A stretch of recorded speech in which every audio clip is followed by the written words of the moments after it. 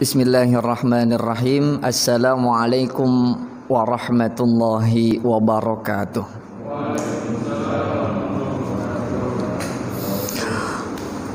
Alhamdulillahil jabbar al-qahhar al-aziz al-ghaffar mukawwirul laili wan nahar tadhkiratan li ulil albab wal absar.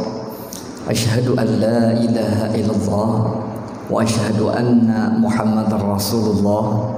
Allahumma salli wa sallim ala sayyidina Muhammadin wa ala alihi wa sahbihi ajma'in. Qala Allah ta'ala ma lidh-dhalimina min hamimin wa la syafi'in yuta'. Shadaqallahul azim. Ma'asyiral muslimin, jamaah Masjid Al-Hidayah Perumahan Permata Cimanggis Klaster Topaz. Mudah-mudahan salat kita, doa kita, zikir kita, i'tikaf kita, dan segenap ibadah yang kita lakukan karena Allah Subhanahu wa taala ini diterima oleh Allah Subhanahu wa taala, dan segala hajat kita yang baik-baik dikabul oleh Allah Subhanahu wa taala. Amin ya rabbal alamin. Yang sama-sama kita hormati pengurus DKM, ada Ustadz Tri di sini, ada Ustadz Irfan, dan juga para pengurus DKM yang lainnya beserta para jamaah sekalian. Mudah-mudahan kebersamaan kita di masjid ini Al-Hidayah, mudah-mudahan senantiasa Allah berikan hidayah, petunjuk terbaik untuk kita semua. Hidayah dan taufiknya sangat kita butuhkan. Ya, hidayah dan taufiknya Allah sangat kita butuhkan. Ya, petunjuk Allah itu sangat kita butuhkan. Keberadaan kita di masjid ini karena hidayah dan taufik Allah Subhanahu wa taala. Mudah-mudahan segala urusan kita dimudahkan oleh Allah Subhanahu wa taala. Amin ya rabbal alamin. Alhamdulillah, atas izin Allah Subhanahu wa taala, pada kesempatan subuh kali ini kita sudah cukup lama tidak berjumpa dalam kesempatan kajian Ahad pagi karena memang terkendala kondisi, ya. Sempat kita terputus terakhir dulu bulan Februari karena pandemi corona, lalu kemudian libur, masuk lagi kalau saya lihat dari data saya kalau tidak salah bulan 8 kita masuk. Alhamdulillah ya, bulan 8. Lalu setelah itu libur lagi, ya, karena memang suasananya memang belum kondusif, ya. Pandemi corona ini makin masif, ya, meningkat.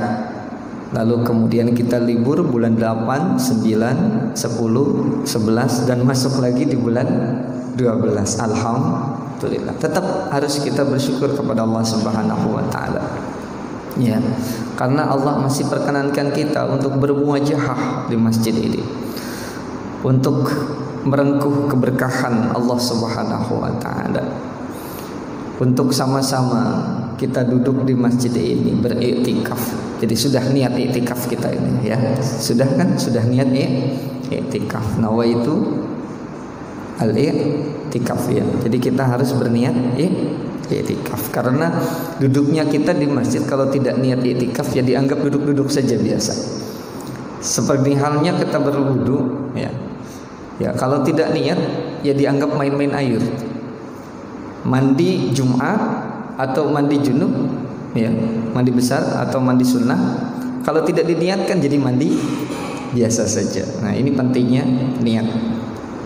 Ya, kita sudah berniat untuk i'tikaf di masjid ini, untuk menuntut ilmu, untuk mengkaji ayat-ayat Allah, untuk mengkaji hadis-hadis Rasulullah. Mudah-mudahan ilmu yang kita kaji menjadi ilmu yang bermanfaat, ilmu yang barokah, yang membawa kebaikan, sa'idun fid dunya wa wa sa'idun fil akhirah. Amin ya rabbal alamin. Maka sebelum kita sambung kepada bab pembahasan kita pada Ahad pagi ini, mari sama-sama kita membaca suratul Fatihah. Mudah-mudahan muallifu hadzal kitab, yakni Syekh Imam An-Nawawi, ya, dilapangkan kuburnya, dan mudah-mudahan kita yang mengkaji kitab ini mendapatkan barakah dari apa yang kita kaji dan manfaat untuk kebaikan dunia dan akhirah kita. Ala hadhihi niyyah wa ala kulli niyatin salihah. Al-Fatihah. A'udzu billahi minasy syaithanir rajim. Bismillahirrahmanirrahim. Alhamdulillahi rabbil alamin. Arrahmanir rahim. Maliki yaumiddin. Iyyaka na'budu wa iyyaka nasta'in. Ihdinas siratal mustaqim. Siratal ladzina an'amta 'alaihim ghairil maghdubi 'alaihim waladdallin. Rabbighfir lana wa liwalidayna. Amin. Ma'asyiral muslimin, para ustadz, para guru, para jamaah sekalian, hari ini kita coba masuk ke bab selanjutnya, yakni bab tahrimiz zulmi wal amri biraddil mazalim. Ya. Bab tentang haram berbuat zalim dan juga perintah. Ya, perintah untuk apa? Untuk mengembalikan hak orang yang dizalimi gitu. Jadi ini bab melarang kita untuk berbuat zalim dan mengembalikan hak orang yang dizalimi. Nah, sebelumnya ya, ini kita buka syarahnya dulu biar nah ini syarahnya saya pakai laptop karena kitabnya tebal sekali. Ya, jadi kalau saya bawa terlalu tebal, jadi nah ini ditampilkan kitabnya. Ini kitab Dalilul Falihin. Ya, syarah dari kitab Riyadhus Shalihin. Ini saya copy paste saja dari Maktabah Syamilah. Kalau Maktabah Syamilah tulisannya kecil-kecil, maka saya copy paste ke Word biar lebih besar. Jadi saya belum bikin slide-nya, Ustaz. Biasanya saya bikin slide pakai PowerPoint. Karena memang bulan ini luar biasa sedang diuji oleh Allah Subhanahu wa taala. Jadi memang di pondok ini sedang banyak ujian. Di pesantren kami Darussalam Depok, dari akhir November kita persiapan ujian, ya, ujian pesantren. Jadi ujian di pesantren itu ada dua, ada ujian lisan dan praktek, serta ujian tulis. Jadi akhir November itu sedang ujian sebenarnya. Ya, saya yang uji fikih, qiraatul Quran, ada yang menguji bahasa Arab, bahasa Inggris dan seterusnya. Kalau saya bagiannya menguji fikih dan Al-Quran. Ketika di tengah ujian pesantren, ya, kami diuji dengan yang lebih besar lagi. Ya, kita diuji di awal Desember yang lalu. Ayahanda Abu Yaqi Al-Hajj Abdullah Yaqub dipanggil oleh Allah Subhanahu wa taala. Inna lillahi wa inna ilaihi raji'un. Jadi pesantren lagi ujian, lalu diuji sedemikian rupa. Ya. Alhamdulillah dari rombongan Permata Cimanggis secara bergelombang banyak yang takziah. Kami ucapkan terima kasih, ya, yang sedalam-dalamnya. Dari tanggal 1 Desember malam-malam karena wafatnya sore tanggal 1. Lalu tanggal 2 kami makamkan, kami sholatkan. Alhamdulillah para jamaah banyak yang hadir dari keluarga besar Pondok Pesantren Darussalam, dari santri wali santri, alumni, dan juga para kiai dari Jakarta, habaib dari Tangerang. Ya, ada cukup banyak sekali, alhamdulillah, termasuk juga pengurus MUI Ketua Umum datang beserta Sekretaris Umum dan pengurus MUI yang lainnya. Dari ICMI juga datang, Ikatan Cendekiawan Muslim Indonesia. Dan juga dari Muhammadiyah datang, dari pengurus NU datang. Ya, bahkan dari FPI juga datang dan dari Banser juga datang. Jadi yang ngatur jalanan alhamdulillah kami lihat meskipun beda ormas tapi akrab, alhamdulillah. Kita inginkan yang seperti itu. Maka banyak kami mengambil faidah di situ, hikmah di situ. Kalau bahasa keluarga kami, abuya mempersatukan. Abuya mempersatukan. Karena kami lihat ada beberapa ulama yang sempat berseteru di dalam politik, ya, lalu kemudian duduk bersama, ikut mendoakan, ikut menyolatkan. Alhamdulillah, ini membuat kami bahagia. Mungkin kami menangis, ya, sedih karena memang beliau adalah sosok yang sudah langka di masa yang sekarang, di usia yang 82 tahun. Jadi ulama senior kita banyak yang sudah meninggal, luar biasa. Ya, tinggal disisakan ya kita ini penerusnya. Ya, bagaimana kita meneruskan langkah perjuangan para ulama yang telah meninggalkan kita semua. Jadi memang kami sedang ujian sekali, ujian pesantren, ujian ya meninggalnya Abuya Kiai Al-Hajj Abdullah Yaqub, dan beliau adalah pendiri sekaligus pimpinan pondok, sehingga kami harus melanjutkan perjuangan beliau. Dan anak-anak santri baru selesai ujian 3 hari yang lalu, ya, ujian tulisnya. Ya, kami disibukkan dengan mengoreksi lain-lain sebagainya, pengarahan dan lain sebagainya. Jadi nggak sempat bikin slide-nya. Jadi nggak apa-apa. Ini tampilannya murni bahasa Arab, ya, biar ngelihat, oh ya ini kitabnya, gitu. Ya, mohon doa mudah-mudahan Kiai Al-Hajj Abdullah Yaqub, pimpinan Pondok Pesantren Darussalam Abuya, dilapangkan kuburnya, ya, dimaafkan, diampuni Allah segala khilaf dan dosa-dosanya, dan kita segalaku penerus perjuangan dakwah beliau mudah-mudahan diistiqomahkan oleh Allah Subhanahu wa taala. Amin ya rabbal alamin. Baik, kita lanjut ke bab tahrim az-zulmi wal amri bi raddil mazalim. Nah, apa itu zulmun? Ya, zulmun itu zalim, itu zulmun. Nah, kalau dari bahasa Arab zulmun itu artinya apa? Gelap sebenarnya, ya, gelap. Huwa lughatan, apa dari segi bahasa, wada'u syai' fi ghairi mahallihi. Jadi menempatkan sesuatu bukan pada tempatnya, itu adalah zalim. Ya. Wa syar'an, menurut syariat zulmun itu, jadi kalau kita Riyadhus Shalihin itu kan hanya isinya ayat dan hadis saja. Jadi perlu saya sampaikan syarahnya sebelum kita masuk ayat. Secara definitif, ya, apa itu zulmun? At-tasarruf fi haqqil ghairi bi ghairi haqqin. Jadi zulmun itu adalah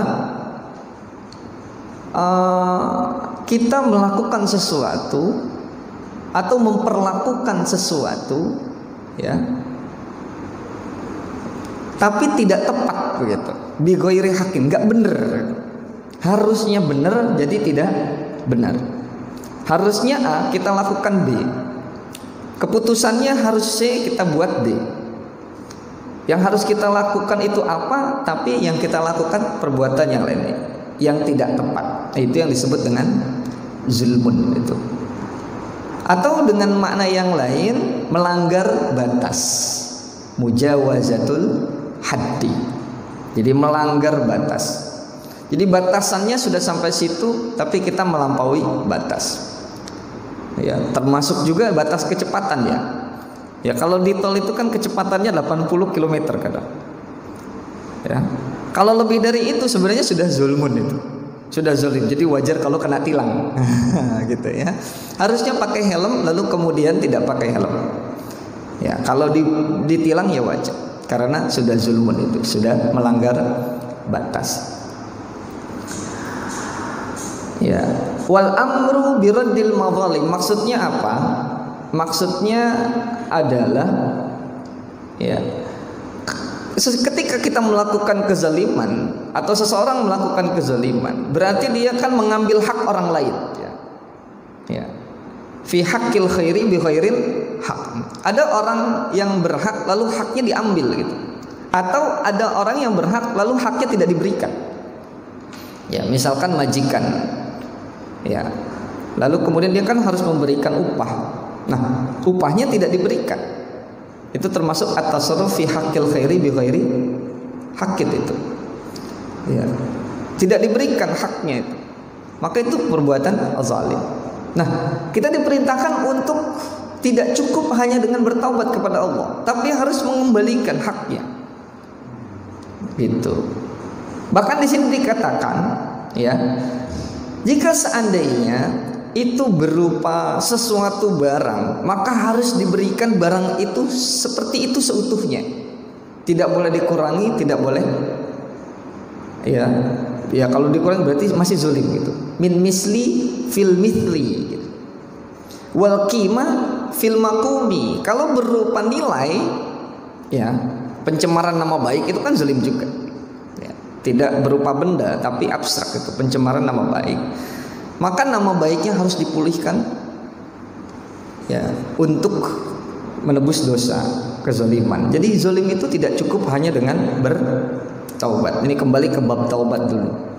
Bahwa ketika melakukan sebuah perbuatan dosa, kalau berkaitan dengan manusia kan harus dikembalikan dulu haknya. Ya, kalau mencuri berarti harus dikembalikan barangnya secara utuh. Kalau yang dirugikan ini adalah sesuatu yang bersifat abstrak, maka harus dilakukan juga. Jadi min misli fil mithli wal qimah fil maqumi. Jadi kalau memang berupa nilai, misalkan keuangan, ya, berapa 1 juta yang harus dikembalikan 1 juta. Begitu. Ila ashabiha, kepada pemiliknya, ya, kepada yang dizalimi. Bahkan di sini ditetapkan, ini di syarahnya itu, kalau misalkan orang ini ada masih hidup, maka disampaikan kepada yang bersangkutan.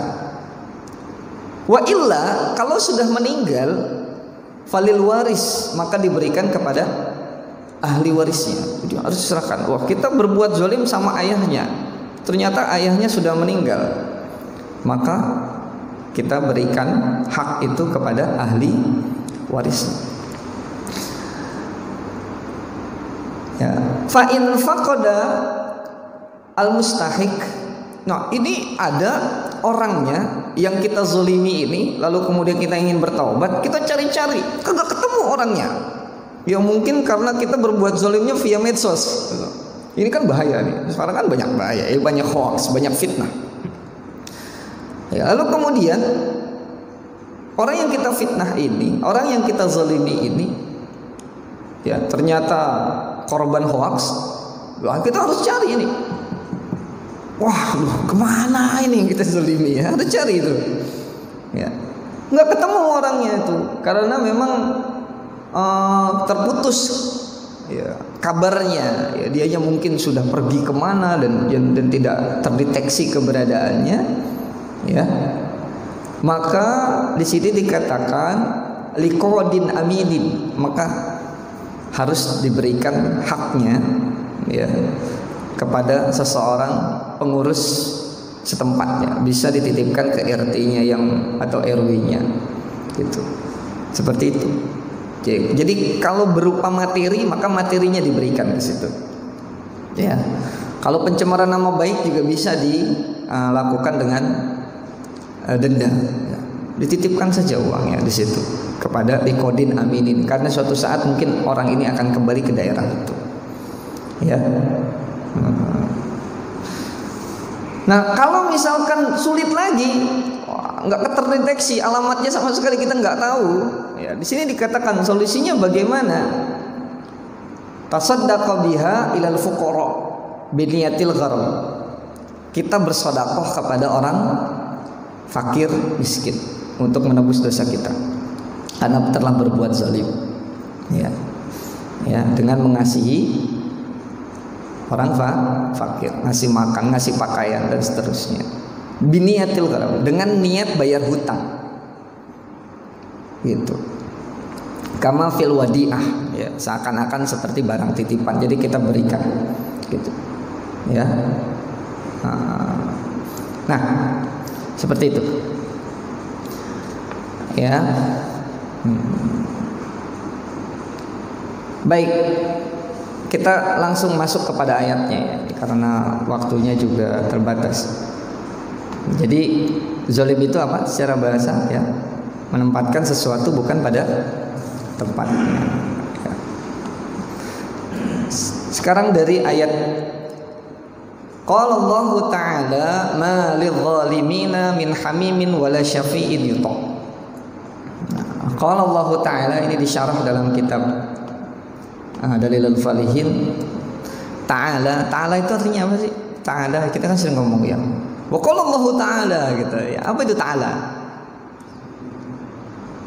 Jangan-jangan kita sering ngomong ya Subhanahu wa ta'ala ya. Ta'alanya enggak tahu ya. Artinya apa ini? Gimana? Ta'ala itu artinya apa? Ala itu artinya apa? Alal maktab. Al-kitabu alal maktab. Ala itu artinya tinggi. Jadi kalau Ta'ala itu artinya maha tinggi. Jadi Allah maha tinggi. Maksudnya maha tinggi itu apa? Ya, maha tinggi itu maksudnya di sini sya'n amma la yalik. Maha tinggi dari sesuatu yang tidak layak, maha tinggi dari sesuatu yang rendah. Maksudnya begini, ketika kita yakin Allah Ta'ala, Allah maha tinggi, maka tidak layak bagi kita untuk minta pertolongan kepada selain Allah. Itu merendahkan Allah itu berarti. Jadi Allah maha tinggi, tapi minta tolongnya ke dukun misalkan, atau meminta pertolongan dari jimat misalkan. Nah itu sama saja merendahkan Allah, karena nggak layak itu. Ya Allah sudah maha tinggi, maka ya mintanya ke Allah. Begitu ya. Ini yang disebut dengan ta'ala. Jadi biar kita paham tuh wa qala ta'ala. Jangan sampai sering kita mengucap ya qala Allah ta'ala, tapi dalam keseharian kita masih merendahkan Allah Subhanahu wa taala. Jadi harus konsekuen ya dengan perkataan kita. Wa ma lidh-dhalimina min waliyyin wala nasir. Ini kalau secara struktur bahasa ya, ini min naskhir riyad wa tilawah. Jadi ada kitab nasakh mansukh itu karyanya Riyad dalam tilawah Al-Qur'an. Itu disebutkan dengan lafaz wadzalimuna ma lahum min waliyyin wala nasir. Nah, ini dari struktur bahasa. Jadi bisa wa malidz zalimina min waliyyin wala nasir dengan makna wadzalimuna ma lahum min waliyin wala nasir. Maknanya apa? Di sini dikatakan ya, bahwasanya orang-orang yang zalim itu ya, tidak mempunyai teman setia seorang pun, dan tidak pula mempunyai seorang pemberi syafaat yang diterima syafaatnya oleh Allah Subhanahu wa taala. Ya. Jadi orang yang zalim itu nanti ya di sini dikatakan ya wala nasir fi azabihi. Ketika turunnya azab, orang yang zalim ini tidak akan ada yang mau peduli itu. Jadi resikonya orang zalim itu ketika ada azab dari Allah Subhanahu wa taala, maka otomatis tidak akan yang peduli, nggak ada yang mau nolongin dia. Jadi kita harus hati-hati. Jadi kalau sementara ini di dunia ini kita melihat ada orang yang zalim kok seakan-akan didukung, ada yang backing dan lain sebagainya, itu karena memang ada kepentingan khusus. Tapi sejatinya ketika dia misalkan sudah turun jabatannya, ya, sudah dihinakan oleh Allah Subhanahu wa taala, maka tidak ada yang akan menolongnya. Ya, tidak akan yang menolongnya, tidak ada yang menolongnya itu. Ya. Nah, maka ini adalah peringatan buat kita agar jangan menjadi orang yang zalim. Begitu. Ya. Bahkan dalam surah Al-Hajj itu ya dikatakan ada dengan kalimat yang hasr, wa malidz zalimina min nasir. Jadi ini adalah peringatan ya bagi kita agar hati-hati, jangan sampai kita berbuat zalim. Karena orang yang zalim itu, ya, dalam surah Al-Hajj, sekali-kali tidak ada seorang penolong pun, tidak akan ada yang menolong. Ya, orang yang zalim itu. Ya, jadi harus hati-hati. Begitu. Ya.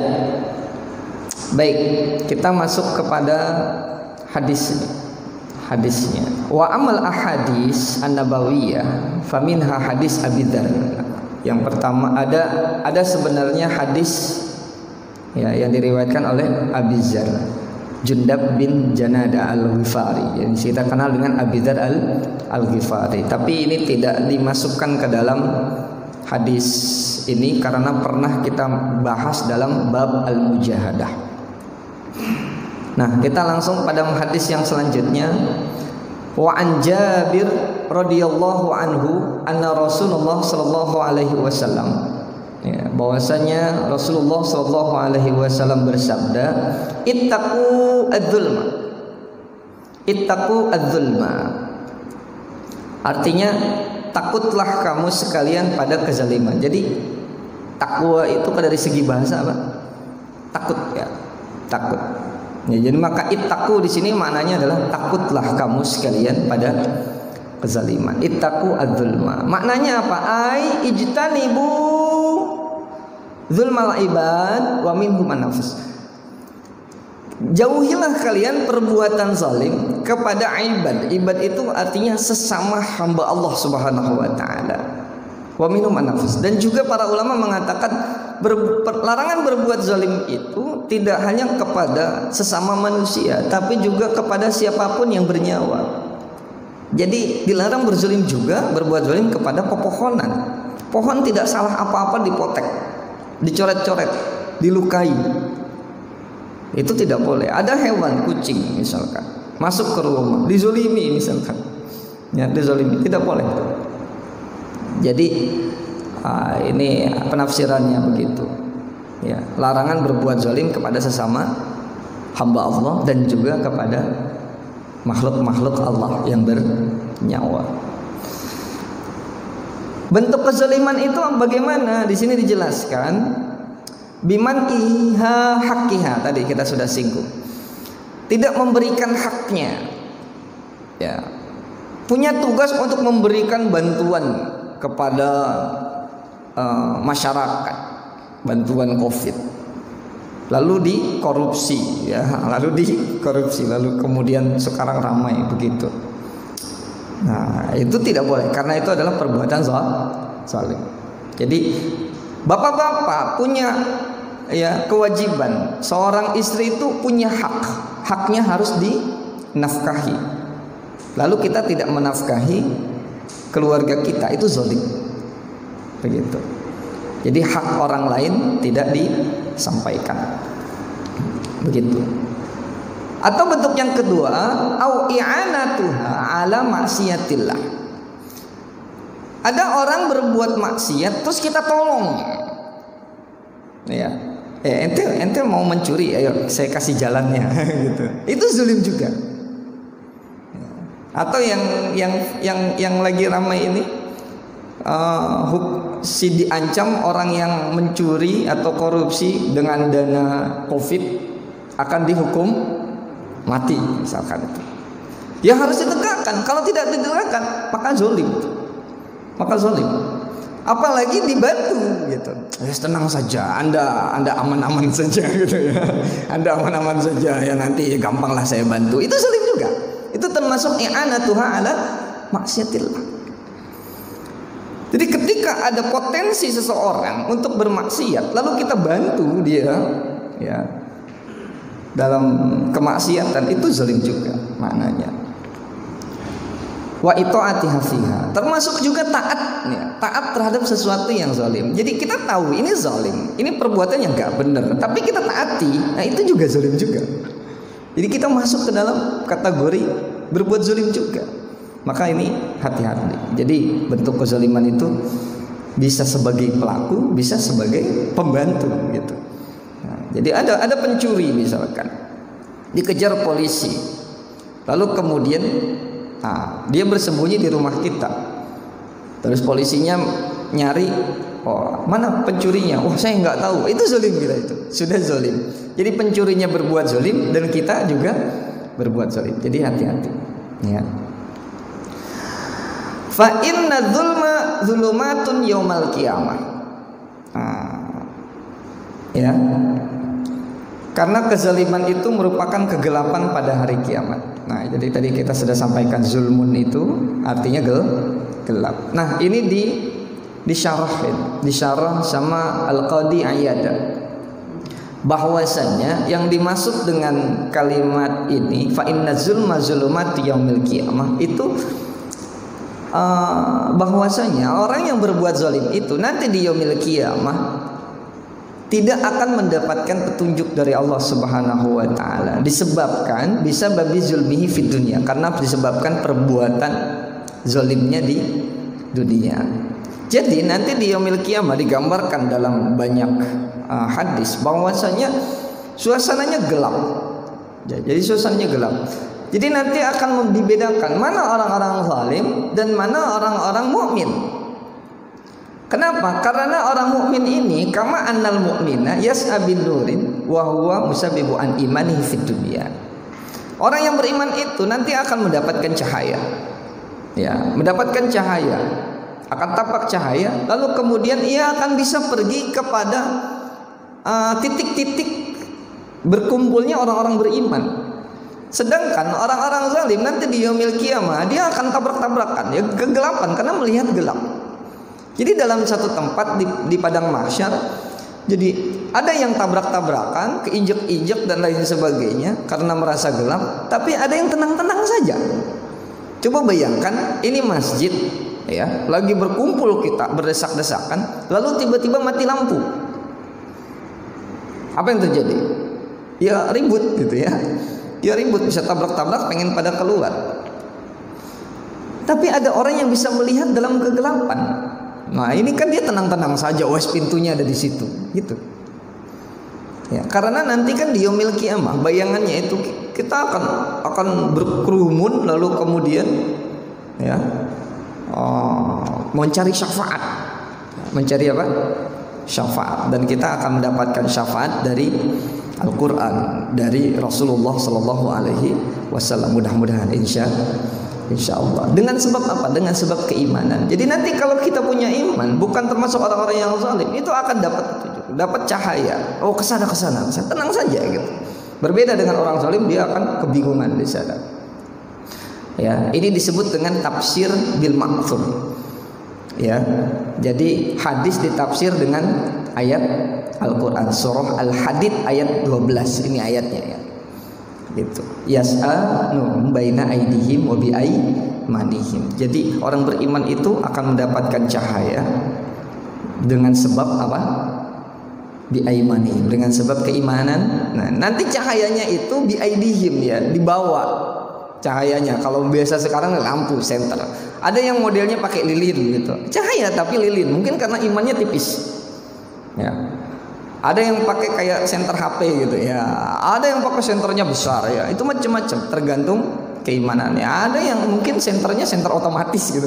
Ya, dia berjalan lalu ada cahaya. Itu tergantung bagaimana kualitas keimanannya di dunia. Iya. Nah, penafsiran yang lainnya ya. Qila wa yahtamilu anna zulumat huna asyada'id. Nah, zulumat itu bisa dimaknai sebagai asyada'id. Syada'id itu artinya maknanya ya bencana itu. Syada'id di sini maknanya adalah bencana. Seperti dalam surah Al-An'am ayat 63 itu. Ya. Allah berfirman, "Qul man yunajjikum min zulumatil barri wal bahri." Siapa yang akan menyelamatkan Anda dari bencana yang terjadi di daratan ataupun di lautan. Jadi zulumat itu maknanya bisa bencana, syada'id. Nah, zulumat juga bisa maknanya apa? Wa yatamilu anha ibaratu anil ankal wal uqubat. Zulumat itu bisa bermakna ankal wal uqubat. Ankal itu artinya siksa, uqubat itu artinya iqab ya, sanksi ya. Siksa sama sanksi, apa bedanya di sini? Nah, ini Di sini dijelaskan nih. Wal farqu asyada'id wal ankal. Apa bedanya syada'id wal ankal? Anna syada'id, ya, syada'id itu terjadi siksanya qabla dukhulin nar, sebelum masuk neraka. Jadi orang zalim itu belum datang hari kiamat, dia kan meninggal tuh ya, lalu dikubur. Nah, sebelum datangnya hari kiamat nanti, sebelum dia masuk neraka, udah disiksa duluan. Sudah disiksa duluan. Dan ini banyak kadang faktanya kita bisa lihat di YouTube itu. Orang baru dikubur, beberapa hari kemudian digali, lalu kemudian hangus. Banyak kan yang seperti itu ya. Ya. Tapi kadang ada kuburan yang sudah bertahun-tahun sedemikian rupa. Ketika ingin dipindahkan, direlokasi, mungkin kuburannya ingin dijadikan sesuatu tempat, harus dipindahkan. Ternyata sudah bertahun-tahun, kain kafannya masih utuh, berbau wangi. Nah, itu pertanda keimanan. Jadi kita jangan ragukan itu, karena memang ada yang mendapat siksa kubur, ya. Itu disebut bahasa Arabnya apa? Kalau sebelum masuk neraka namanya apa? Asyada'id. Begitu. Nah, ini harus kita hati-hati itu. Ya. Jadi belum datang hari kiamat saja, belum masuk neraka saja sudah disiksa. Ya. Wal ankal ba'da dukhuliha. Siksa itu yang kedua adalah ketika sudah masuk neraka, itu disebut dengan ankal. Ya. Jadi yang pernah berzolim, ngadu kambing, ya nanti disiksa begitu. Ya. Yang suka ngomongin orang lain dalam peristiwa Isra Mi'raj itu, Rasulullah itu diperlihatkan. Ada yang lidahnya ditarik lalu dipotong, kan begitu. Ada wanita yang ditarik lalu kemudian sampai terkelupas kulit kepalanya itu, rambutnya ditarik sedemikian. Ada yang ditusuk dari lubang anus sampai tembus ke mulutnya. Ya, itu kan bentuk penyiksaan juga. Tapi seketika sudah masuk neraka. Jadi digambarkan itu. Tapi ada juga yang wangi dan lain sebagainya. Ya, mendapat kehormatan. Ya baru panen tumbuh lagi, baru panen tumbuh lagi. Itu kan orang baik seperti itu. Jadi ada siksa sebelum datang hari kiamat, bisa jadi ketika masa hidupnya atau ketika masuk kuburan. Ya, jadi masih hidup didapat siksa, dapat azab. Dulu pernah ada yang nanya, ini set film azab gimana? Itu jadi peringatan itu. Karena orang zalim akan dapat siksaan ketika dia masih hidup. Bahkan ketika dia sudah mati masuk kuburan dapat siksa juga, padahal belum masuk neraka. Dan ketika sudah hari hisab, dia akan masuk neraka, disiksa lagi. Makanya hati-hati dalam perbuatan zalim. Ya. Bahkan di sini Ibnu Al-Jauzi itu menjelaskan itu. Bentuk kezaliman itu ada dua. Yang pertama alam maksiyataini. Yang pertama adalah akhzu haqqil khair bi ghairi haqqin. Tadi itu, mengambil hak orang lain tapi dengan cara tidak benar. Sekarang saya tanya itu, boleh tidak kita mengambil hak orang lain? Ya boleh, ya nggak apa-apa ya. Ya ini ada HP di sini. Ini punya siapa ini? Ini punya Ustaz siapa ini? Bisa nggak jadi milik saya? Ya bisa, dengan cara yang ma'ruf, dengan cara yang benar. Jangan saya beli misalkan. Ya itu boleh. Hak orang lain berpindah kepada kita dengan cara yang benar. Nah, zalim itu adalah kita mengambil hak orang lain, ini HP punya orang lain, terus kita ambil dengan cara tidak benar, dengan merampasnya, dengan mencurinya. Nah, itu perbuatan yang zalim. Nah, kan tadi kan ada dua macam. Nah, yang zalim yang besar itu yang mana? Zalim yang besar, kalau tadi itu zalim juga, tapi ada zalim bentuk kezaliman yang lebih besar. Apa itu? Mubarazatur Rabb, menentang Allah. Jadi ngelawan sama Allah. Dengan cara apa? Bil mukhalafah, dengan menselisihinya. Allah nyuruh melakukan perbuatan baik, malah dia melakukan perbuatan buruk. Ya, Allah nyuruh salat, dia malah kagak mau salat. Gitu. Wal maksiyah, dengan melakukan sebuah kemaksiatan. Artinya melakukan sesuatu yang dilarang dan meninggalkan sesuatu yang diperintahkan. Itu kan maksiyah. Al-maksiyah itu khilaf ta'ah. Kalau ta'ah itu kan imtithalul awamir wa jtinabun nawahi. Nah, kalau maksiyah berarti kebalikannya. Ya, fihi asyaddu min ghairi. Ini adalah bentuk kezaliman yang paling membahayakan. Ya. Begitu. Baik. Oke, kita percepat saja. Hadisnya ittaqu asyuha. Apa ini maknanya itu? Ittaqu asyuha. Dan takutlah kamu sekalian kepada kekikiran. Jadi suha itu di sini dijelaskan. Asyuha itu apa sih? Kekikiran itu apa? Enggak sembarang kikir tuh. Jadi kikir itu ada dua standar ya. Standar kikir biasa dengan kikir yang luar biasa. Di sini dikatakan as-suha. As-suha itu asyaddul bakhli. Kalau kikir biasa itu kita sebut dengan bakhil, pelit dia. Tapi suha itu asyaddu. Kikirnya kebangetan. Pelitnya kebangetan. Wakila al-bakhlu ma'al khirsi. Udah pelitnya tekun gitu. Artinya udah jadi karakter gitu. Kalau pelit biasa itu sesekali dia pelit. Tapi kalau sudah menjadi karakter pelit, dia pelit segala-galanya. Ya, pelit segala-galanya. Maka di sini wakila al-bakhlu fi afradil umur. Kalau bakhil itu hanya pelit dalam beberapa hal saja. Wasuha amun. Sedangkan kalau suha itu sifat pelit dalam segi segala dimensi gitu. Jadi kan ada orang pelit harta saja, ya enggak? Tapi dalam urusan yang lain senyum dia nggak pelit gitu. Jadi kalau suha itu kebangetan, itu semuanya pelit gitu ya. Dari benda ini pelit dia nggak mau bagi, ya. Dari akhlak juga pelit dia. Kalau kerja juga pelit. Nah ini suha juga itu. Jadi kita kerja nih di perusahaan, tugasnya apa? Nyapu, ya sudah nyapu biasa saja, nggak tekun nyapunya. Maka itu juga termasuk suha. Ya, itu termasuk juga kikir. Ya, ini nggak boleh begitu. Jadi kalau tidak mau disebut dengan orang pelit, ya kita harus tekun. Kerjanya ya tekun. Kalau jadi pekerja, jadi pemimpin juga, sekedar memimpin saja, nggak usah rajin-rajin amat. Ya itu juga kikir disebutnya di sini. Ya, wakil al-bakhlu bil mal. Kalau bahkan ada ulama yang mengatakan kalau bakhil itu identik dengan pelit dari seberupa harta. Wasuha bihi bil ma'ruf. Sedangkan suha itu adalah kikir dalam perbuatan baik. Kita bisa melakukan kebaikan. Misalkan ada sampah, itu bisa kita bersihkan. Tapi kita nggak peduli, nyantai saja. Kan ada petugas kebersihan. Itu pelit juga namanya. Hati-hati nih, ya. Yang kayak gitu termasuk pelit.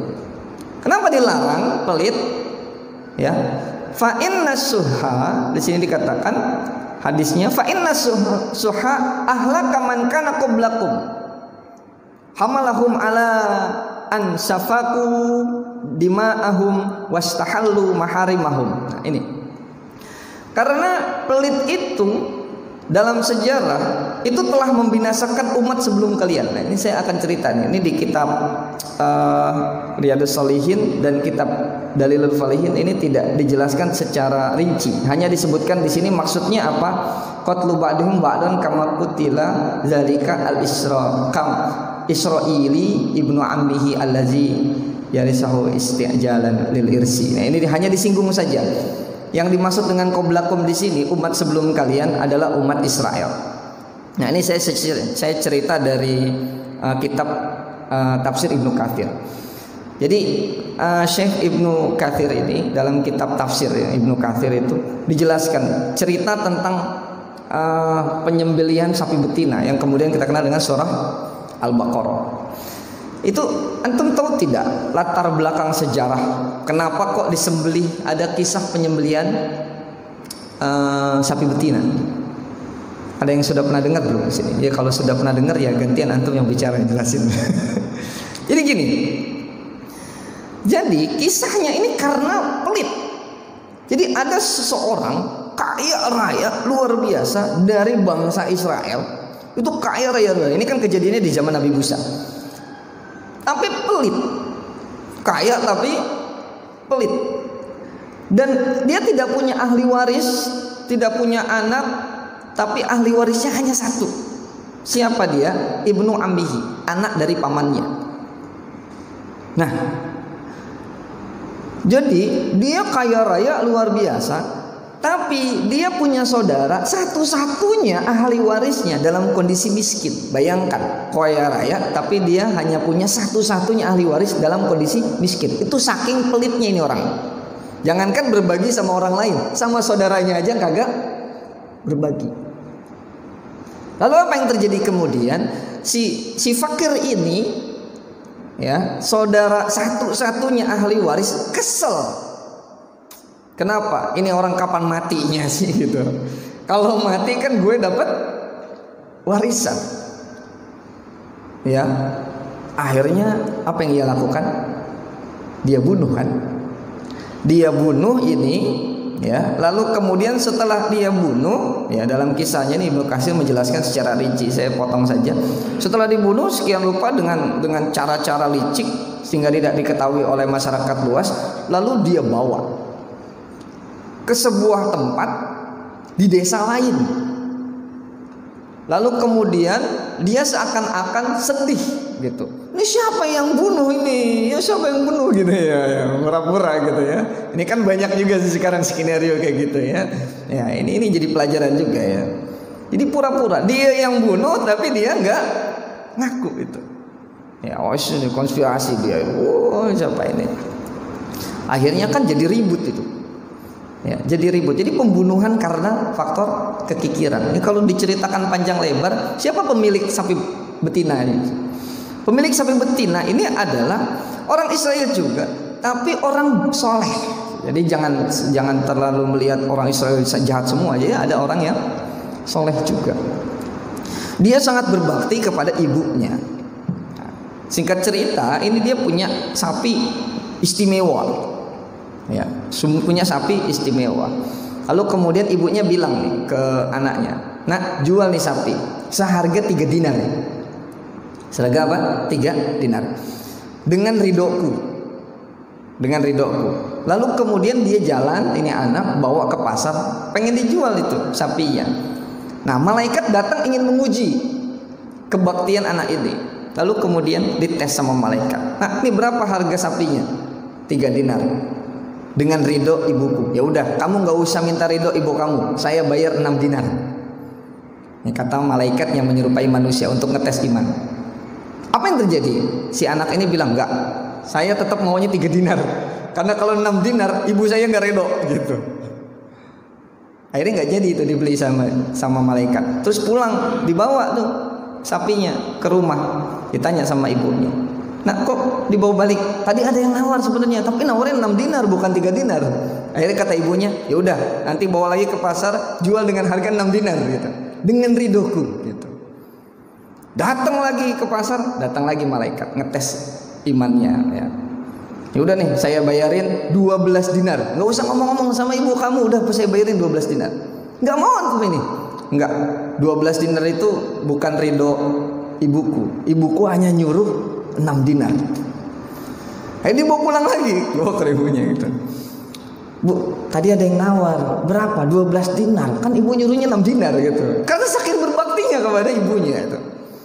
Lalu dia balik lagi, "Ya udah, ntar jual di harga 12 dinar gitu." Dia bawa lagi ke pasar, dites lagi sama malaikat. Ya, ditesnya apa? "Kamu jangan jual ini sapi. Karena nanti akan datang dari bangsa Israel akan membeli sapi ini, dan kasihlah harga dengan dinar seberat sapi ini." Ya, gitu. Jadi ada hubungan itu dari kejadian pembunuhan tadi ya. Lalu kemudian setelah pembunuhan itu kan orang pada bingung ya, siapa yang membunuhnya gitu ya. Lalu kemudian Nabi Musa menyuruh, "Carilah sapi." Lalu kemudian emang orang Israel kebiasaan buruk ya, bertanya, sapi yang mana? Sapi yang ini. Padahal kalau dia jalanin langsung, mulus sembelilah sapi, ya sapi mana aja kan gitu. Ya, lalu dalam surah Baqarah, sapi ini, sampailah ketemu sapi yang istimewa ini. Lalu kemudian dibayarkan dengan seharga seberat sapi ini. Lalu diambil sebagian dagingnya, lalu ditepuk ke mayit yang tadi dibunuh itu. Dengan seketika mayit yang terbunuh itu dengan urat yang masih berdarah bangun dengan darah yang mengalir, lalu menyebut, "Oh, dia pembunuh saya," gitu. Ya, dengan mukjizat. Nah, atas izin Allah, "Oh, dia pembunuhnya." Akhirnya kemudian ketahuan lah siapa pembunuhnya ya. Ini kalau ada ini zaman sekarang yang bisa begitu, bisa ketahuan itu. Kenapa 6 orang ini bisa terbunuh gitu ya? Kronologinya gimana? Karena memang rahasia Allah ya. Kemarin saya ikut sidang pleno MUI, salah satunya adalah kita membuat tim independen ya. Karena di zaman sekarang tidak ada yang seperti Nabi Musa. Kalau ada seperti Nabi Musa ya hebat itu ya. Cari sapi, suruh sapi lalu tepok itu ke mayit lalu bicara, oh dia tuh bunuhnya, kronologinya begini. Selesai masalah ya. Tapi ini ujian bagi kita ya. Sebenarnya ujian. Ya, begitu. Nah, ini waktunya sudah habis ini. Sudah 5:30 Ustaz. Ya. Ini sampai jam berapa sih ini? Ya. Sampai jaras Ustaz ya, sampai bunyi tit gitu Ustaz ya. Nah. Baik. Ini hadis yang pertama. Hadis yang kedua. Wa an Abi Hurairah radhiyallahu anhu anna Rasulullah sallallahu alaihi wasallam, saya agak cepat sedikit, la tu'addunnal huquqa ila ahliha yaumal qiyamati hatta yuqada lisyatil jalja'i minasyatil qarnani. Ya, bahwasanya Rasulullah bersabda, sungguh kamu sekalian nanti pada hari kiamat diperintahkan untuk mengembalikan semua hak kepada yang berhak.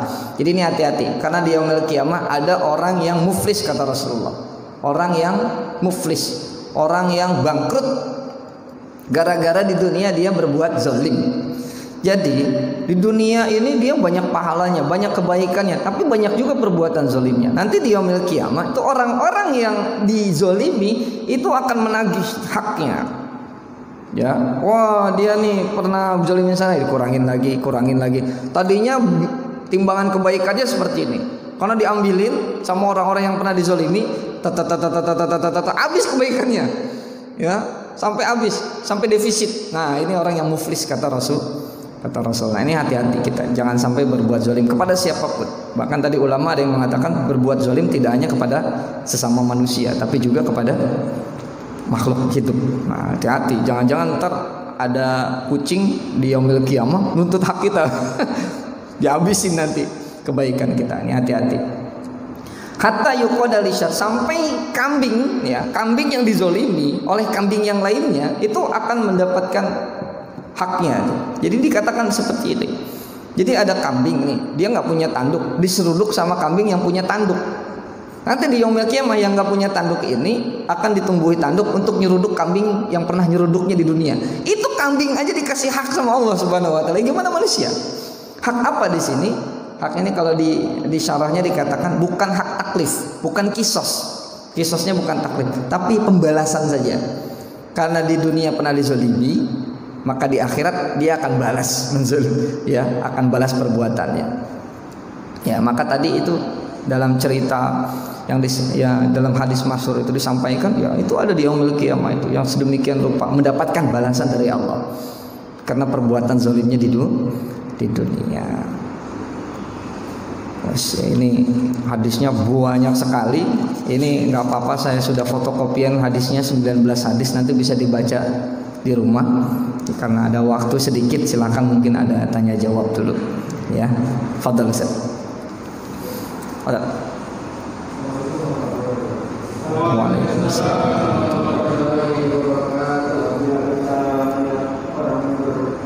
Ustaz, mohon maaf ya, kurang jelas. Ya. Bila kita melihat orang orang lain mengakui kezaliman orang tersebut, apakah kita boleh menggunakan kebutuhan buat pelaku kezaliman kita? Baik. Ini pertanyaan bagus sekali ini ya. Jadi ini pernah kita bahas ya dalam bab sebelumnya, bab tentang nahi munkar, ya, amar ma'ruf nahi munkar, ya, mengajak kepada suatu kebaikan dan mencegah dari segala yang kemungkaran. Hadisnya jelas sekali. Jadi ketika kita melihat kemungkaran, falyughayyir biyadihi. Yang pertama bentuk keimanan yang paling hebat adalah biyadihi, dengan power kita. Kalau kita punya power ya, kita misalkan seorang pengusaha ataupun penguasa, ada orang yang berbuat zalim, maka kita harus tegakkan itu kebenaran dan keadilan, ya. sebisa kita, semaksimal kita, ya. Bahkan dengan apa istilahnya, people power, ya. Istilahnya sekarang ada istilah people power, itu mengerahkan massa, ya, menunjukkan power kebersamaan. Yaitu itu dulu biyadihi. Fa in lam yastati fa bilisanihi, ya dengan lisan. Kita kasih peringatan atau berupa nasihat, ya. Kemarin itu kita sudah sampaikan, nasihat itu adalah seperti menjahit pakaian. Artinya kita lihat ada orang yang pakaiannya robek, terus kita kasih tahu, lalu kita jahitin. Nah, itu bentuk ilustrasi dari nasihat. Jadi maksud kita adalah bukan untuk menghinakan si orang zalim ini, ya, bukan menghinakan orang yang zalim ini, tapi untuk membuat ia menjadi baik. Itu niat awalnya harus seperti itu. Jadi jangan langsung kita ngelihat zalim, pengennya dia harus celaka gitu. Wah, zalim nih, celaka kamu gitu ya. Jangan begitu. Karena pernah ada cerita kan, ya, ada orang berbuat kesalahan lalu kemudian dihinakan oleh sesama sahabat muslimnya itu, ya, dibuat remeh, ya, dimaki dan lain sebagainya, ya, oleh sesama orang muslimnya. Lalu kemudian dia stres, tidak lagi datang ke masjid, lalu dia datangnya ke bar. Lalu di bar itu dia melakukan sebuah kesalahan, ya, tapi kemudian didatangi oleh pelayan bar, tenang saja, yang berbuat salah bukan Anda. Lalu dikasih bir gitu, ya. Lalu kemudian dia jadi tenang di bar. Akhirnya dia menemukan bahwa cinta kasih tidak ada di masjid, tapi adanya di bar. Akhirnya sejak itu dia nggak lagi ke masjid, tapi rajinnya ke diskotik. Ini bahaya, ini bahaya. Ini harus ngerti kita maqasidus syariah itu. Jadi ketika ada orang yang zalim, jangan langsung kita ingin agar orang zalim ini langsung celaka. Jadi ada usaha-usaha agar bagaimana orang yang zalim ini bisa sadar, lalu kemudian menjadi orang baik. Itu yang dilakukan oleh Rasulullah. Yang pertama yang dilakukan oleh Rasulullah itu mendoakan Umar, mendoakan Khalid bin Walid, mendoakan musuh-musuhnya untuk mendapatkan hidayah Allah. Nah, ini harus kita tiru cara-cara seperti ini. Kenapa? Karena bisa jadi orang-orang nekat ini kalau sudah dapat hidayah, gerakannya jauh lebih hebat, ya kan? Salah satu faktor keberhasilan dakwah Rasulullah karena didukung oleh sahabat-sahabat yang kurang ajar dulunya. Yang memang sudah jadi jagoan, sudah jadi orang yang ditakuti kejahatannya. Ya, bandit-bandit banyak yang masuk Islam, lalu kemudian karena gara-gara bandit yang mantan bandit ini, ya, bisa preman pensiun ini, ya, masuk Islam, akhirnya Islam jadi kuat. Dan semangat belajarnya juga bagus, luar biasa. Ini potensi juga sebenarnya. Jadi ketika kita melihat orang zalim, usahakan bagaimana orang zalim ini dapat hidayah. Jadi doakan yang terbaik dalam tahajud kita, dalam sholat hajat kita. Itu dulu, ya. Tapi kalau sudah tidak mempan, ya, dia makin zalim dan lain sebagainya, maka ada juga kan doanya, wa asghilil zalimin bil zalimin. Biarkan orang zalim sibuk dengan kezalimannya, dan nanti Allah yang akan mengazabnya, baik ketika dia hidup ataupun dikubur nanti, ataupun di nerakanya Allah Subhanahu wa taala. Itu hak prerogatif Allah Subhanahu wa taala. Tapi yang kita utamakan, Ustaz, kita doakan yang baik dulu, dan itulah yang diajarkan oleh Rasulullah. Ya, demikian. Ya, karena kadang-kadang kita nggak tahu, ya. Kita nggak tahu. Misalkan kita faktanya kita tidak tahu, yang kita tahu hanya berita-berita sedemikian rupa. Karena ada orang yang mengatakan yang zalim itu yang A, ada yang mengatakan yang zalim itu yang B. Wes, yang zalim yang mana? Ya itu doakan saja. Mudah-mudahan Allah limpahkan hidayah kepada orang-orang yang kita anggap zalim itu. Semakin banyak orang baik kan semakin baik, gitu. Ya, irhamu man fil ardi yarhamukum man fis sama. Kita menebar kasih sayang, maka kita akan mendapatkan kasih sayang dari yang di langit. Maksudnya para malaikat, ya, para malaikat yang jumlahnya lebih banyak dari manusia. Demikian. Baik, ada lagi yang lainnya?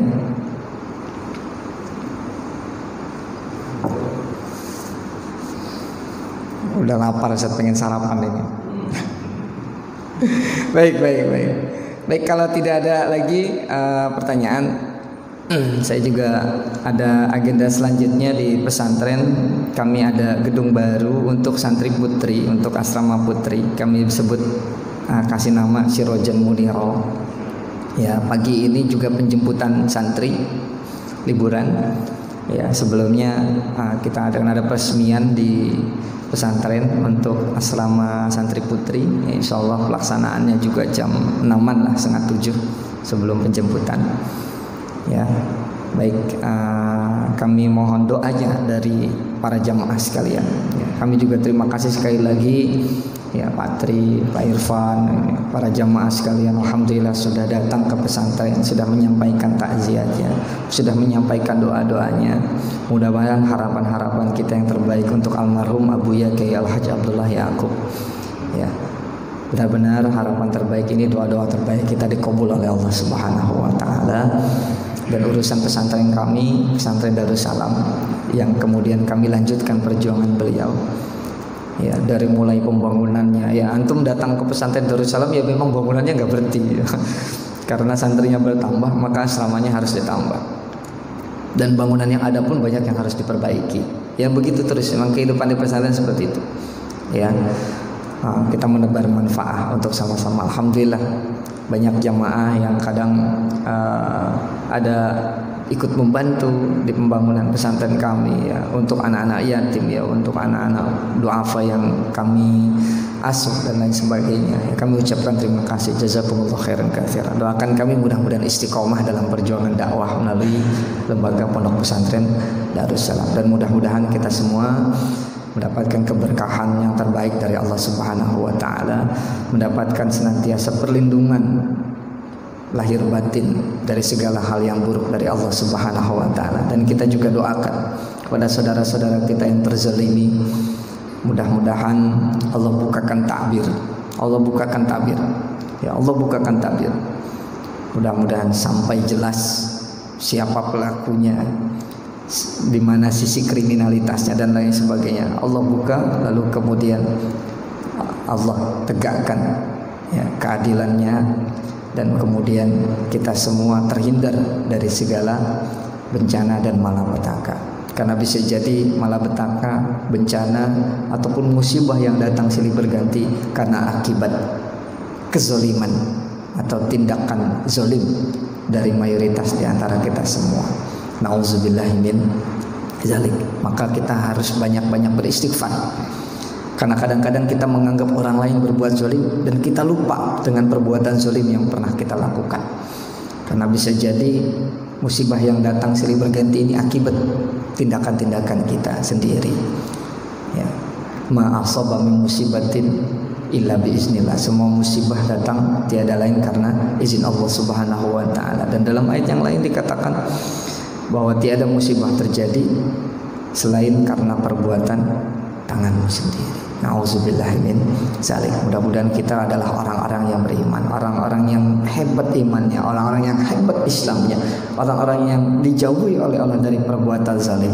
Dan mudah-mudahan kita juga dijaga dari bentuk kezaliman dari siapapun. Amin ya rabbal alamin.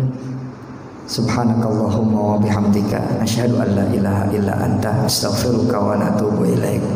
Assalamualaikum warahmatullahi wabarakatuh.